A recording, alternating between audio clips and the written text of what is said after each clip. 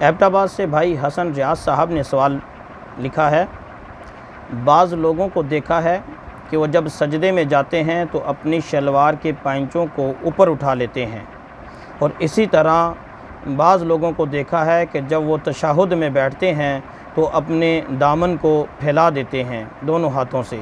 تو کیا اس طرح دونوں ہاتھوں سے دامن کو پھیلانے سے اور شلوار کو اوپر اٹھانے سے نماز ٹوٹ جاتی ہے؟ واضح کر دیں۔ حسن ریاض، دیکھیں بھائی، سجدے میں جاتے ہوئے اپنے پائنچوں کو اٹھانا، شلوار کو اوپر اٹھانا، یہ مکروہ عمل ہے، ایسا نہیں کرنا چاہیے۔ یہ ایسا کرنے سے منع کیا گیا ہے، شریعت نے منع کیا ہے۔ اور اسی طرح جو تشہد میں بیٹھتے ہیں وہ اپنے دامن کو پھیلاتے ہیں دونوں ہاتھوں سے، یہ اچھا عمل نہیں ہے۔